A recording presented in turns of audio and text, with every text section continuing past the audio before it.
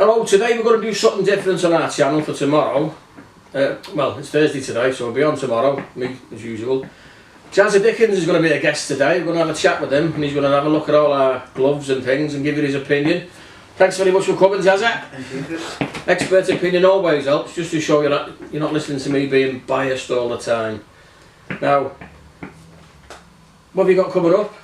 I have something in the pipeline, opening on a fight very soon. I can't announce what I've got planned yet, but yeah, Lee and my manager is on the job, so yeah, something comes soon. Yeah, so you're getting some, you know, no thoughts of retirement yet? No, not yet. Nobody good enough out there to challenge you, and I've got a lot to give. My last fight was the IBO World title defence, and I lost that fight, but just get about getting back on the wagon now and getting myself a win and getting back in there, back at the top level. Yeah, a lot of people think because you lose, you're finished, and it's not that. You lose, you learn. Yeah. I get it, I understand it, but unfortunately it's not like football. We don't get a chance to come back next week, so just about building back up again. So we all know in the game what it's like, yeah, but you know, just for the people out there, we don't count up a clean record. Records are for DJs, they say, don't they? Yeah. You don't lose, you learn, and that's the thing. Yeah. So if you're mentally tough enough to come back from a loss, you're a real fighting man, and that's what it is. That's how I see it, Chris. I feel like it's coming back around now, though. I think it was the Mayweather effect. I think with the knowing you can't lose a fight, I think the Mayweather effect. It was great. He was great for boxing. He was brilliant, but I think it damaged boxing a little bit in a way that you can't lose, and everyone's testing their own at the time. Yeah. Someone's always got to go and all that. But I think now it's coming back around where people know the best fights are the ones where two fighters not actually go in there holding the record. The best fighters who go in there willing to put the record on the line. That's how I feel. Yeah, that's the way it should be. I mean, like everyone goes on about the old days, but Sugar Ray Robinson, Muhammad Ali, Joe Frazier, all them great big names, they weren't undefeated records, were they? Yeah, you look at any good fighter, and it's only Mayweather who's got and Rocky Marciano, the only two, isn't it, really, is it? Yeah, I've got my opinions on Marciano. He was a phenomenon, wasn't he? Little fella who could put people to sleep. No two ways about it. And he's only middleweight now, though. You know, if you look back now, he's only middleweight. Mad. Yeah, I mean, Henry Cooper was what, 13 stone when he boxed with heavyweight titles. So that's just over.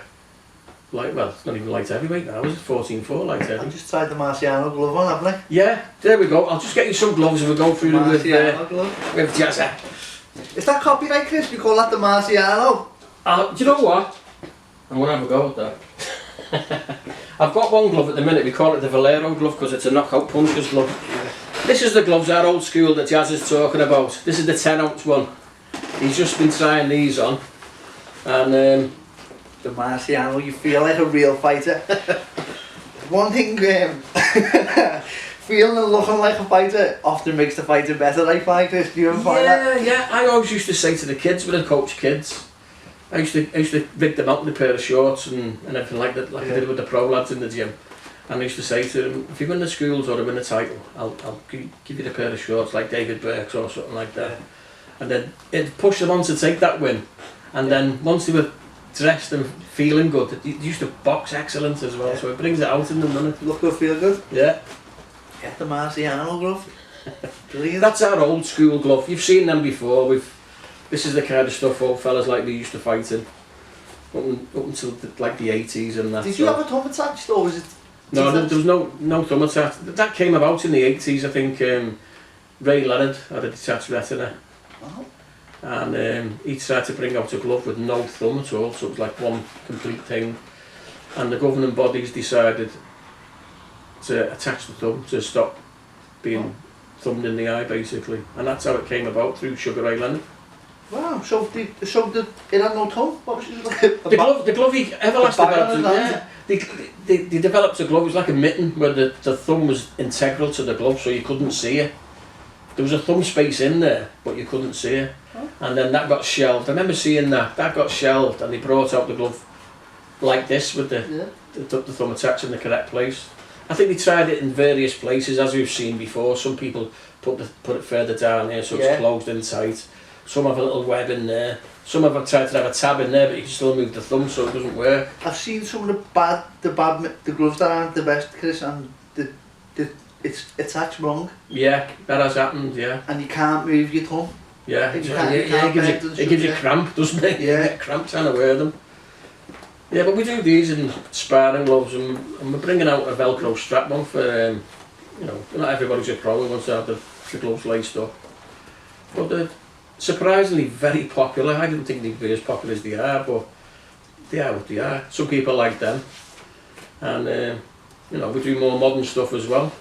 I'll show you some other things.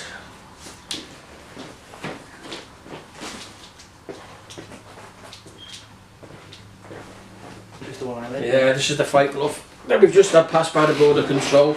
That's the horsehair model. It seems to be preferable to everybody's. Everyone loves that glove. And Jazza will give you his opinion on it now. Yeah, supple. The first time I've worn it, supple. Sometimes you get a glove and you're fighting on the night, and I find, I wish I had time to break them in. Yeah, but I mean, obviously a title fight, they're going to be a brand new pair of gloves. And then you put your bandage on and you can't close or open your hand. Your hand's just sort of stuck, semi-open, semi-closed. That's a bit of a nightmare. I've had that, and you've already put your wraps on. You can't take them off, and sometimes you fight. I fought with open hands before. Yeah. Yeah, and that's why I do my own wraps now. So because I fought with open hands. Yeah, they're very good. How do you like them? Saying about the thumb, it's in the right place. I don't understand it, do I? I don't understand what you've done or how it feels that good, but the thumb's in the right place. Yeah, well, obviously being involved in the game, I get the feedback off the lads like yourself, the ones that I train. Plus, I've worn boxing gloves, as you know, so and I know it should feel on my own hand as well. Yeah. So it's just making things. If it fits me perfectly, I know it'll fit and suit most other fighters as well. So how do you rate them compared to some that you've used in the past? They're very nice. But what I don't agree with normally is, which I don't know why they feel comfortable, because I never wear a straight, no one straight on the side. I never wear a glove like that. Well, never wear, but they feel comfortable. One thing I will say, we use this nice supple leather, like we discussed earlier about Donado. This part here on a glove, if it's not leather, if it's PU or it's not a good leather, this is very sharp. It'll cut the face off you. Whereas, as you can see, ours is lovely and soft. And I find that when the supple leather, it's you feel a knuckle, but you also feel the supple leather. But sometimes with the cheap gloves, you just feel plastic. It scrapes your skin off. Yeah. That's I'm obviously being a trainer and a coach and an ex-fighter. I have to make sure all our gloves and headgear is safe. Yeah. I'm mad on everything being safe. Some no injuries. Shouldn't be allowed, should they? No. Yeah. I mean, that's one thing you know yourself. We all have a little chuckle about the white collar from our point of view and that. But the one thing I don't like, I agree on the white collar shows. They agree on the size of glove, don't they? They're fighting 16s, and they turn up with an old pair of gloves they've been using on the bags for 6 months. Yeah. Imagine the state of them. I went to Dominican Republic and got to the show, and he said to me, Ben was about to get warmed up, and he said, "Where's your gloves?" And I said, "And you bring the gloves?" I thought, I thought, I haven't even got a new pair of gloves with me. And he went, "Haven't you brought no gloves?" And I said, "No." And he said, "Oh, I had to go and get your pair and come back with a pair of bag gloves." And he was rock hard. No, it gets matted, the horsehair. So that's what it is, the horsehair. Yeah, it gets matted, yeah. Rock hard. And I thought, bloody hell, what's he got on? But they're lovely, really nice.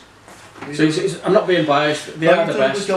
Yeah, they are the best. So we'll see. You see them out there. Hopefully, Jazza's going to use them. What's the price on them, Chris? We sell these for about 145 a pair. Brilliant. So cheap enough.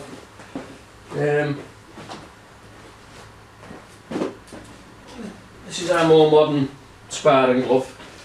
Right, there's two kinds, the V-Shadow and the Pro Sparring. Now I don't know which you prefer of the two, but... Well, like I said, when I put these on, I tried these on before, the look of these don't look like they feel from the outside for me. I thought the look of them, it's a new look, I've never seen a look like that before. They are unique. And when I put my hands in them, they're very, very comfortable. So you were saying that feels more comfortable inside than it looks? Very comfortable, yeah. Very, very comfortable. It's got a slightly longer cuff on this one because a lot of people, I don't know yourself, I used to like blocking with the forearms and that. You know. Yeah, I can see why, that's probably not my style. Stylistically, I'd say I'd be more suited to that one. Yeah. With the laces in there, but the straight bit there. But I can see it catch and counter. Yeah, that's if I was a catch and counter type of fighter, definitely. If I use my guard more like that, definitely, yeah. Yeah, because as you know, sparring that you get banged about on your arms, it's the last place you want to hurt when you're sparring. Obviously apart from cuts and stuff. Yeah. But I've gone into fights as a youngster and that, and my arms have been, you know, you both throw at hook at the same time, and you're boxing, and a couple of days later you still feel that. Yeah. So that was the idea behind that, to stop. Yeah, the clap it makes, doesn't it? Makes it clap, oh, that's the most painful thing in sport I've ever had, isn't it? Yeah. It's like that when you're a kid playing football in the freezing cold and you get whacked up the ball and the legs, isn't it? Or in the ear. Yeah. Yeah, so but they are comfortable inside, they're very comfortable, and that's, I would say that's the most important thing. Yeah. Comfort, style is secondary. It's nice to have a good looking pair of gloves in it. Yeah. I mean, some of our customers, they don't like our logo. And I say, well, some people have said they don't buy our gloves because they don't like the logo. And I said, well, you should buy a pair of gloves for value for money, durability and comfort before you even start talking about the logo. Yeah. Well, it's true, yeah. Boxes, but that's what we look at. And protection, I would definitely say it's there, yeah, 100%. But I do remember the logo when I was a kid. It weren't the same, was it? It was just an old one. Yeah. It's still had the same thing going up the top. Yeah, it's still had the same things on it. Yeah. I do remember it. When I was a kid, but I think we've actually got a pair. He's a pair of Peter Culture. They've had these WBU or WBF title. He could wallop, couldn't he? Oh Jesus! Georgie Vaughan told me stories about it. He was one of the hardest hitters you ever seen. And he was a flyweight. Absolute monster of a flyweight. Georgie Vaughan said that he couldn't put him in there with the bigger lads. Wow. They're going to be 20 years old. They're our old fight clubs. He couldn't put him in with the bigger lads because he hit too hard and he'd have to hit him back. That's what he said. The bigger lads said, I'm not getting in there with him. Oh yeah, he could put a horse to sleep. You wouldn't believe. Probably one. I mean, I worked with him, me and Colin, for the end of his career, and he was an awesome fighter. Yeah. But he was nuts in the gym. Oh, was he? Yeah. Oh, he was proper furry in the gym. But skill-wise, and power, and the size of him for the flying super fly. Yeah. He'd be a multi-weight world champion today. Yeah, I've never seen anything like him. None of the Mexicans wanted to come anywhere near him in the top world rankings. They're terrified of him. Really? Yeah.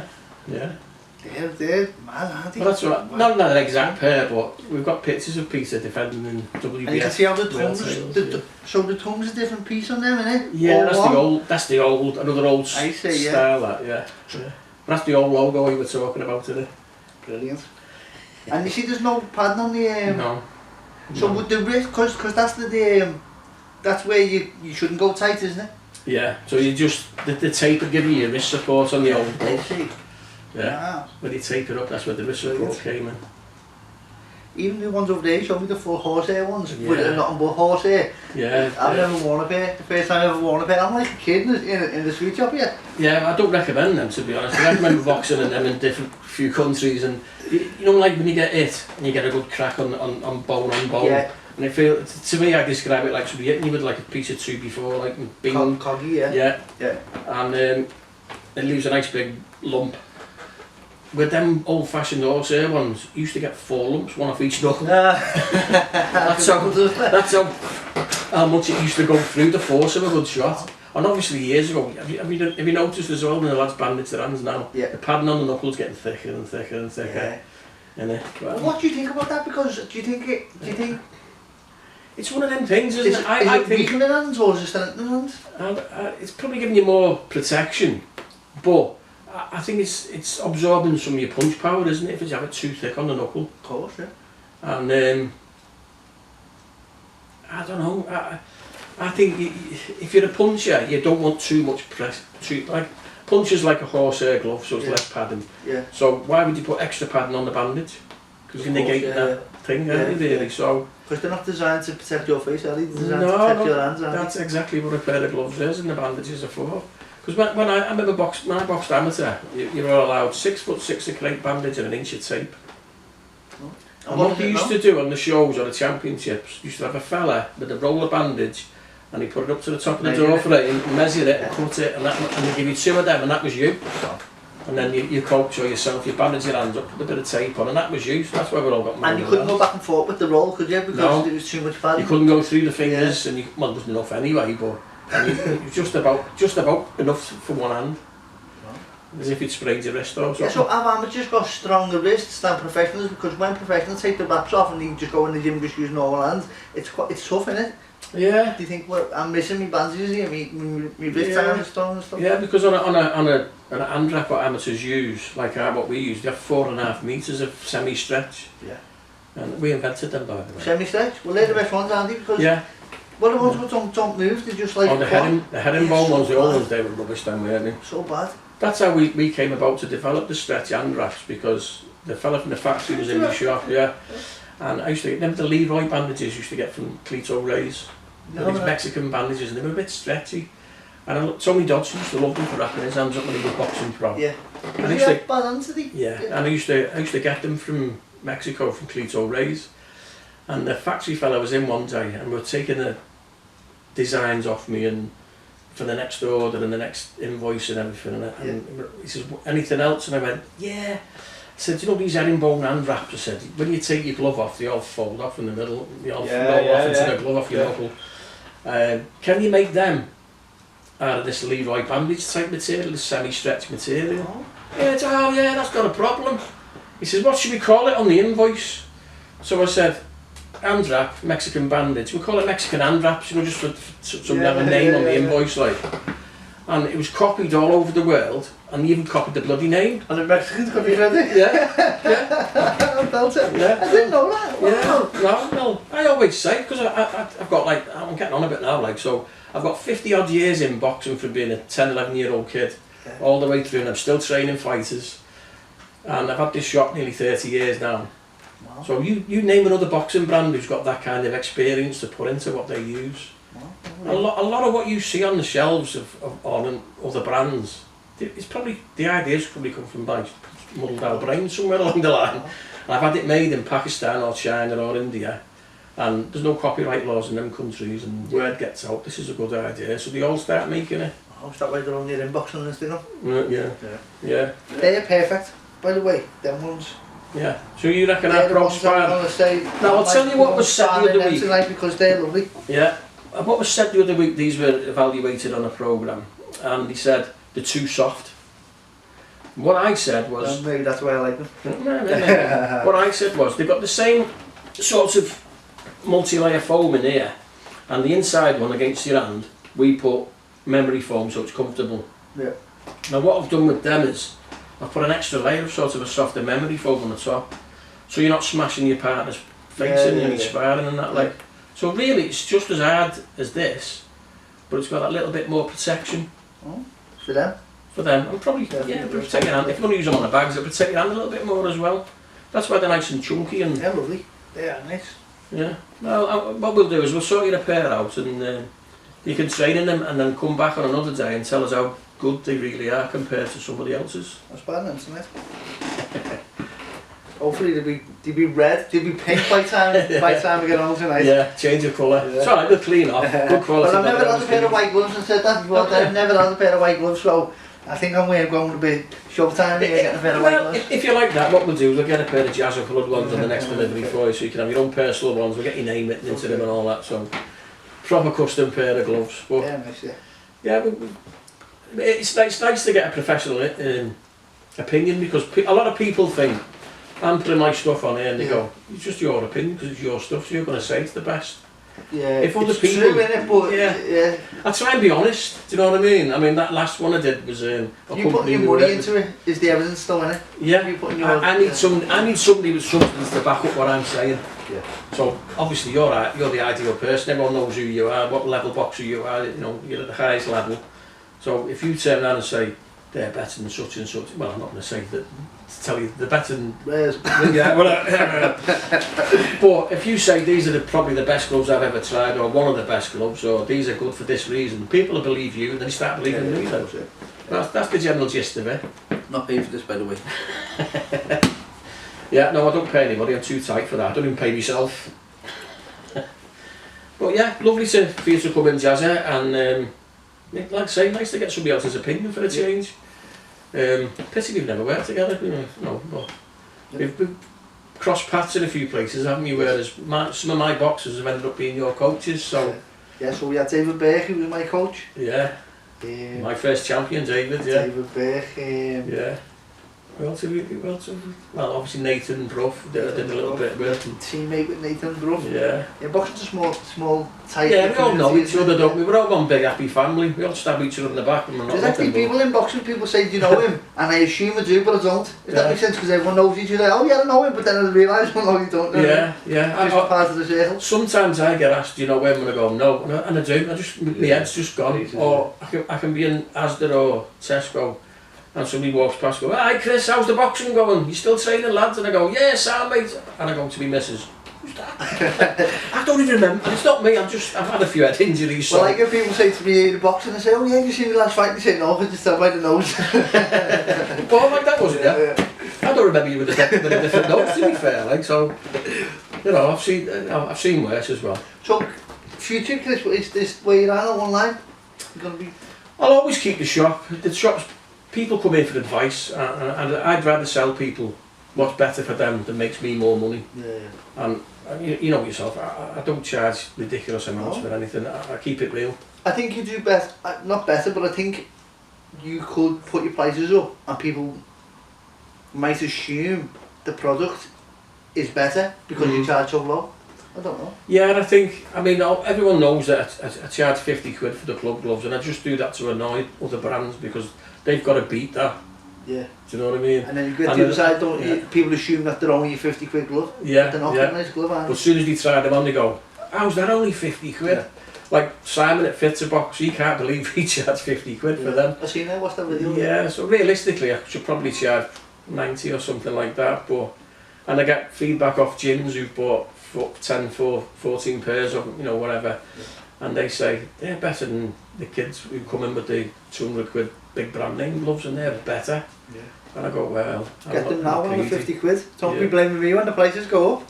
Yeah, we try and cater for everybody. Not everybody's rich. It's not a rich man's game, boxing, I always say. Most of the kids are from poor backgrounds, and that's how they get to be good, by winning titles and digging in and being hungry. So they've got to start off with the 50 quid gloves. They get good value for money with them. But then we go up to the likes of these where, like to see yourselves, the top pro fighters, they need something that's going to be good and protective. So we do that, and then we do stuff like this for the top pros who want something different. Yeah. Do you know what I mean? Same with the head guards. We have different levels of head guards as well. Some are better than others, but you're getting, for each increase in price, you're getting it justified for something better. Yeah. And that's the way I'd rather have it. I'm never going to be one of those who charges 500 quid for a pair of gloves. I know what it costs to make a pair of gloves. Yeah. So I was thinking that, Chris, what's the some of these prices that you see and we all see, is it justifiable or is it? No. What is it? Because the cost of labour, what's the price actually worth? What are they putting that down to? To be honest, and now I know some people will say you haven't made in Pakistan and China and India, the sweatshops and all that. Like, they're not. These are the best factories in the world who make them. Yeah. And the reason we don't have them made in the UK, no one does it here. Every manufacturing company's long gone, and it's all been shipped out to the Far East, hasn't it, to save money, as they say. Because if you imagine trying to get a pair of gloves made like that in the UK, the leather's going to cost you 10 times more for a start. And then to pay an expert glove maker what they would want to spend making a pair of gloves with their time and their expertise, it probably cost us 10 times more per item to have it made in the UK. Where, as you can see now, in Pakistan especially, when I'd say 90% of boxing or sports equipment is made now, the workmanship over the years has gone out of this world. Some of them, I mean, for every 1,000, say there's 1,000 boxing glove factories in Pakistan, 990 of them are going to be below average. Yeah, so what's to do? That 10 at the top are going to be outstanding. Oh. If you can find that one of them 10 at the top, you're lucky. So the only people who message you on Instagram saying, can I supply you with 3,000 pair of... Yeah, they're probably somewhere down the bottom end. Will the top end be on Instagram messaging people? No. No. Oh. It's like anything else. Them top fellas, they know they're that good. The customer will find them. They're already busy, I see. Yeah, and they're already busy. Those who are looking for work and expecting work. They might have worked in their factories or sewing machine operator and think, I'll make my own money and do it. But they haven't got the experience. Yeah. And like I said to you before, they're copying pictures off the internet or something. They don't know what rate the leather is. They don't know what kind of foam's inside or horsehair or whatever. So, to set that up, do you have to then go over and say, no, I want it like this way, or do you just go back and forth? To be honest, the top fellas, they'll come over here. Oh? They'll come over here and like the guy in Pakistan who makes my stuff, Mohammed, he's a diamond, you know what I mean? He's a lovely fella. He'll come over here, I'll go over all designs with him and improvements, and he'll go back and he'll make me a sample, send it back, I'll go, yeah, that's bob on. And then maybe we'll tweak it on FaceTime, you know what I mean? And we'll speak, you know, we'll speak every 4 or 5 days. And, you know, that's how that goes. Now, as for the other fellas, they go, yeah, send us a picture of the gloves you want, I'm going to make you a pair and it'll be better than the ones you've just, you know, and they go, how are you going to do that? It just doesn't make common sense. So these fellas don't know the feel of a glove either, just manufacturers of anything. Yeah, they'll make footballs, cricket bats, MMA clothing, and boxing gloves, and motorbike gloves, and gardening gloves. Yeah. So they're not specialising in... They're not going for the feel, they're going for what it looks like. They just want the money, to be fair. They just want to... I mean, I give them the due, they're probably grafting trying to feed a family, do you know what I mean? But from my point of view, I only want the best, don't I? So I'm not going to accept... They say to me, yeah, we'll copy that glove and we'll sell you for a tenner a pair. Yeah. You get what you pay for. If I want to pay a tenner for a pair of gloves that looks like that, as soon as you hit a bag or something, they're just going to burst, aren't they? That's why they need to go up in price. Yeah, I know. Yeah, I know. Yeah, but it's the same. Like what I always say to people in here: if it's dearer in here, you're getting value for money. Simple as that. If it's cheap, there's a reason it's cheap. You can either believe what I say, it's cheap because I'm just being helpful, or you pay for, don't you? Yeah, you get what you pay for. That's what I say in life. You know, you don't get a Rolls Royce for the price of a Mini, do you? And it's the same in every walk of life, innit? But like I say, as long as people come into the shop and they ask questions, I'll give them an honest answer. I'll show them everything, give them an honest answer, and they'll take the best as what they could afford, and that's all I ask them for. Buy the best you can afford, because that way you're getting the best of what you need. And if you can afford more next time, you need a better pair, come and buy a better pair. Yeah, you know. And you get a long time out, don't you? So I would say that, like me starting out and that, people say, bloody hell, the price down gloves or whatever, but you're not going to only wear them once. If you buy a pair of gloves at 120 quid, it costs you 30 pence a day over the years, that way out. That's a good way of saying it, that. Yeah. I remember a car salesman saying a similar thing to me when I tried to part exchange a car. You've had your fun out of it. I'll just give you $2,000, and I'm thinking it's worth $4,000. He says, I'll give you $2,000 because it's saved you this much money over them 4 years. I thought, clever bugger, isn't it? We can say the same thing with anything, can't we? So, I suppose so. Yeah, and like I say, we don't just do the gloves, we've done the shorts and the jackets, and everything. We've done them from day one. Everyone just copies them. Was you doing that first? We're the first one. Custom shorts, yeah. Seen you've got Gary Hornell, Mishak Spear, both of my friends. Gary Davis, you know, as well. Gary Davis, Me and Gary Davis had the common opponent, and he warned me about him because he had Gary over. His name was Barrington Brown. I remember saying, he was a tough fella. I remember someone saying, be careful of his power. He had Gary Davies over. So, but what he was saying, he was speaking highly of Gary Davies, you know, but he's saying you need to watch him. Gary could bang for a little fella then. Well, I think I remember that was a 6. I think he had a draw with him in Birmingham on the 6th round, wasn't it? Was that what it was? Is that way? Yeah. Well, I think obviously he was giving about a stone away, so. Gary was a proper bantamweight, and Barrington Brown was a good featherweight, wasn't he, like? I see Barrington Brown. He was undercover him because he was a better fighter than what his record said yesterday. Because I seen him sparring with me, I think his name. And he's a welterweight, isn't he? He was a featherweight at the time, was he? And he was a really good fighter. He boxed Josh Wellington for the British title, and I seen him sparring with them lads on the zone in the gym. But then on the fight night, I think he was taking fights last minute, short notice. But he was a really good fighter, Barrington Brown. I believe he had a good amateur record as well. Did he? I'm not surprised. I went up there that day to spar with Jason Booth, I think it was in Nottingham. He was tricky, wasn't he? Yeah. Yeah, it's just moved. I think he'd been out the night before and he told me about it and he said, I've been out last night, lad, you're going to have to go a little bit easy. Yeah, I can tell some stories about some of those lads like that. Characters. Take it easy, having out on a bet. And Gary Thornell was one of them. He used to say to like the journeyman, talk to them in the fight, just put your hand down or throw a shot, make it look good, and then you can throw one back at me and I'll make it look good. And then they go, yeah, all right, and he'd chin them. Yeah. And then he wouldn't let them have the shot back.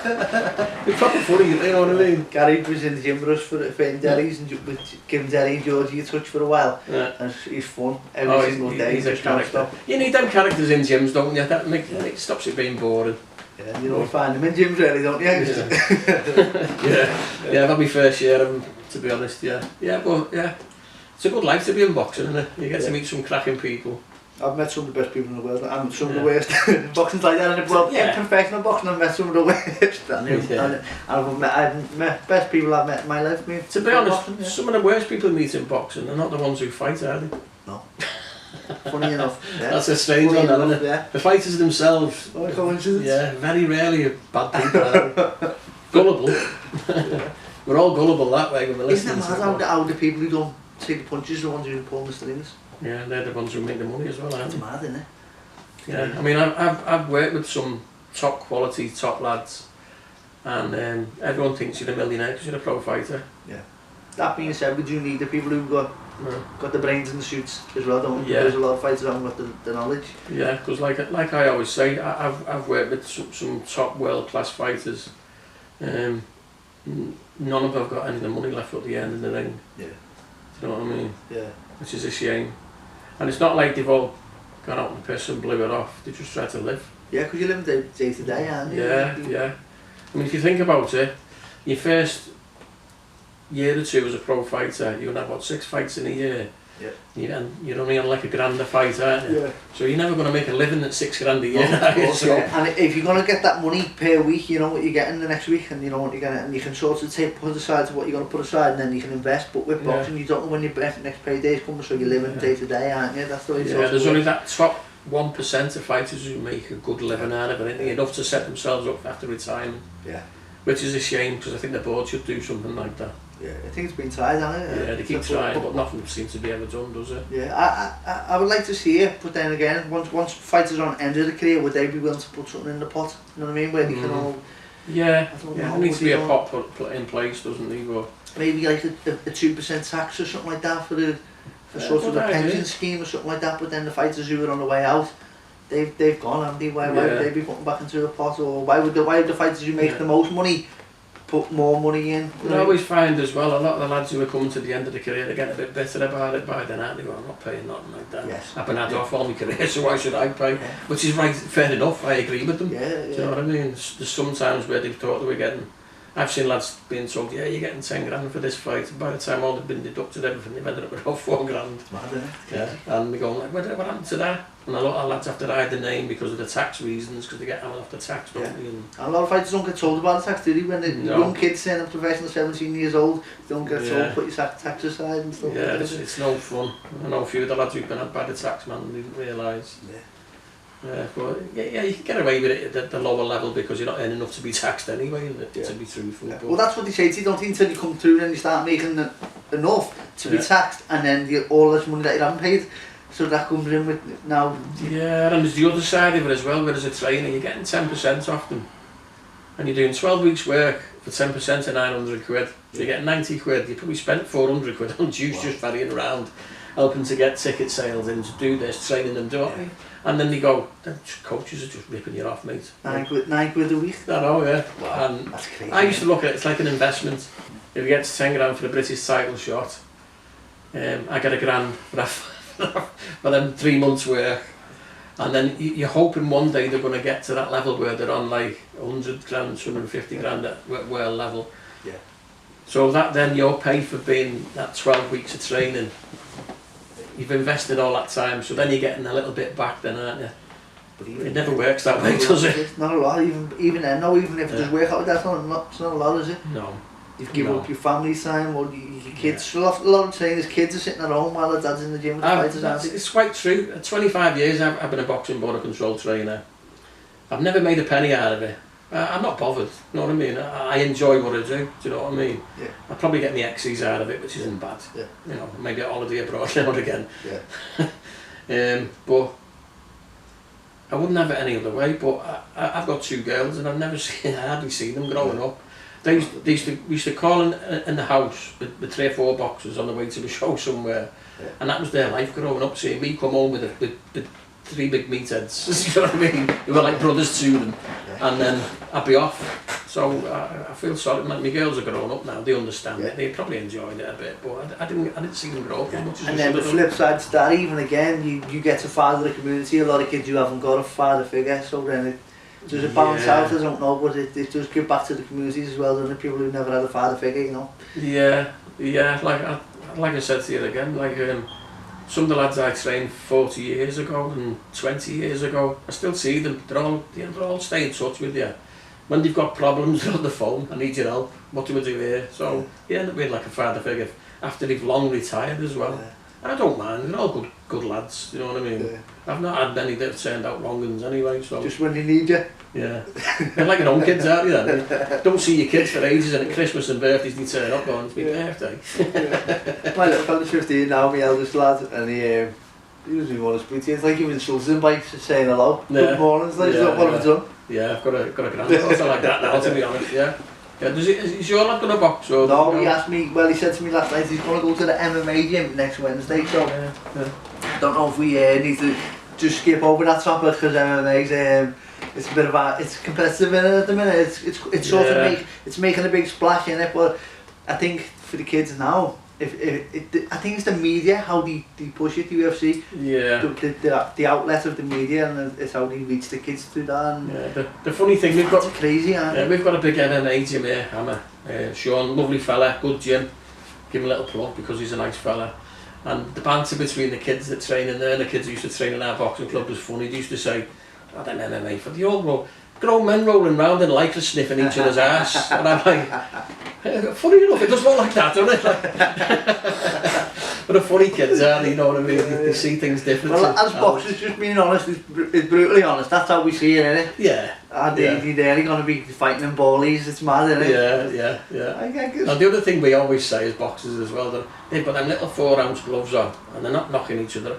A pro fighter with them little gloves on, if you're asleep, aren't you? But don't you find, though, there's the padding in them? It's just on the muscle, isn't it? But they must be about the same amount of padding on them. That's what I was thinking. You've got the same thickness on the knuckle, haven't you? But it's only on the knuckle, isn't it? Yeah, because the fingers are open, the thumb's open, and the back of the so it's just there on that little square. I would say that the Yorkshire gloves might have even less padding in them, I don't know. Because then they're also, they've got to be foam, haven't they? Yeah, the foam, yeah. So I don't know. Yeah. It's interesting, isn't it? And fighting in no shoes, that blows my mind. Fighting with no socks on. Crazy. Yeah, no. Yeah, there's some smelly feet in your face while you're wrestling, yeah. Yeah, no, I respect the MMA people for what they do. It looks brutal, doesn't it? Yeah. Elbows and the lot. Poor fellas unconscious on the floor, elbow in the head and everything. I had a go with it just as a day of fun. Molly McCann's team, they invited me down and let me have a go in there, and they just threw at me like I was like a baby, you know. Funny enough, when what's his name, the fella from Bury, he was the first famous UFC fella from Great Britain. I forget his name now. Lovely lad. He's always on telly and YouTube and that. He was the first British UFC star.